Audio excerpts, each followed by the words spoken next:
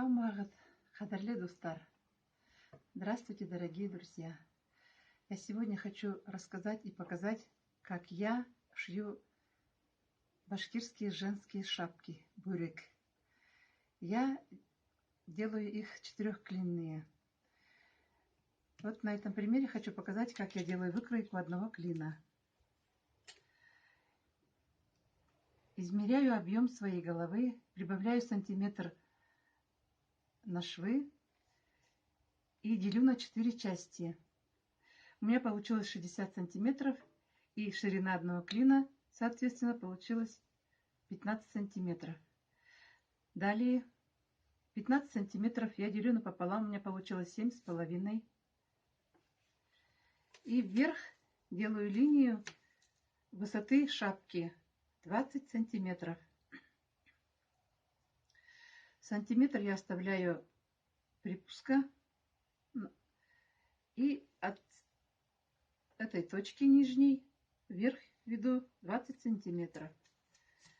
Далее, опять же, от начальной точки измеряю 10 сантиметров.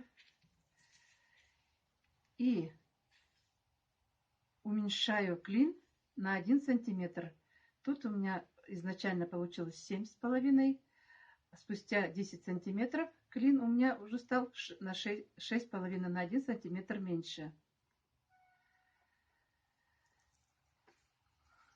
7,5 я делаю точку первую нижнюю.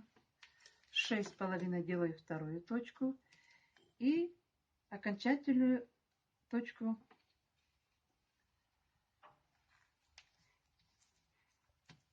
на высоте нашей шапки. И плавным движением соединяю эти точки. Вот первая точка, дальше пошла вторая, третья. И вторую половину точно так же. 6,5 сантиметров, 7,5 сантиметров. И тут 1 сантиметр на припуск на швы. Таким образом мы выкроили один клин для шапки. Берем клин и выкраиваем 4 таких клина. Я беру подкладочный материал. Это будет у меня внутренняя часть шапки. Вот видите, я приложила клин, вырезала 4 клина. Но для подкладочного материала к этому клину мы делаем припуск еще полсантиметра с боков. Полсантиметра здесь, полсантиметра здесь. Получается, этот клин у нас увеличился еще на сантиметр, по полсантиметра по бокам. Это обязательное условие. Итак, я выкроила с подкладочного материала внутреннюю сторону шапки. Далее я взяла плюш, выкроила уже верх шапки тоже. Без всякого припуска я уже выкроила 4 клина, плюшевый материал. Получился верх шапки с плюшевого материала.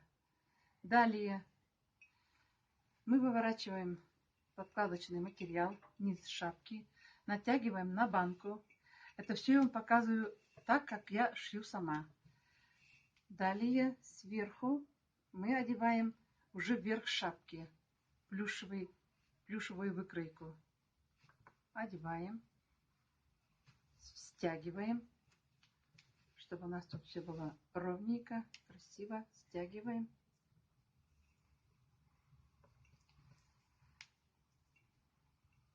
Стараемся, чтобы швы совпадали с нижней и верхней частью шапки. Далее я беру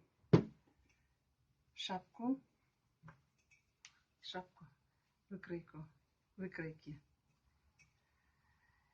Их надо соединить. Нижнюю часть загибаем вовнутрь и верхнюю часть загибаем вовнутрь.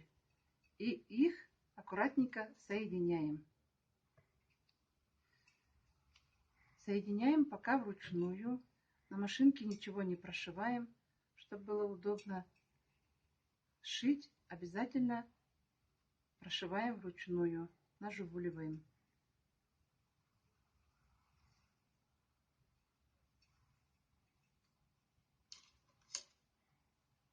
Вот нижнюю часть, верхнюю часть и соединяем.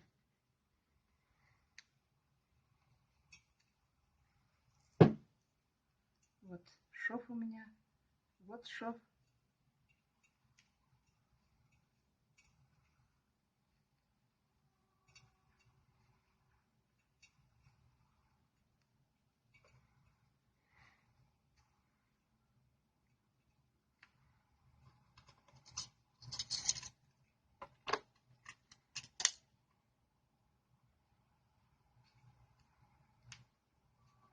Соединяем. Таким образом мы отшиваем, пришиваем всю заготовку. Затем к этой уже почти готовой шапке мы пришиваем мех. Вот я приготовила такой мех. Вот таким образом берем нижнюю часть меха, поворачиваем ее аккуратненько, освобождаем эту часть пришиваемую от меха и аккуратненько, аккуратненько вот так выворачивая, пришиваем сюда к основанию шапки. Тоже стараемся, если есть шов, стараемся шов, чтобы был.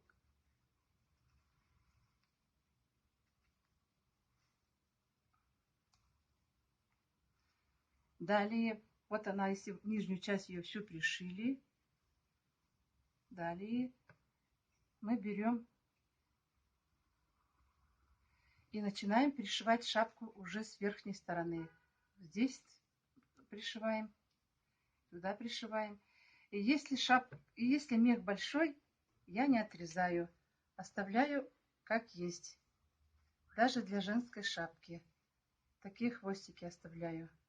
Могу иногда их вот сюда вот так загнуть. А могу вот просто так их оставить. Эту красоту я не обрезаю. Вот у нас получилась вот такая женская шапка. Мы каждый раз ее натягиваем, чтобы было пришито аккуратно. Все руками поддерживаем. И все. И вот у нас получается вот такая шапка. Это шапка женская. Мужскую шапку я шью по-другому.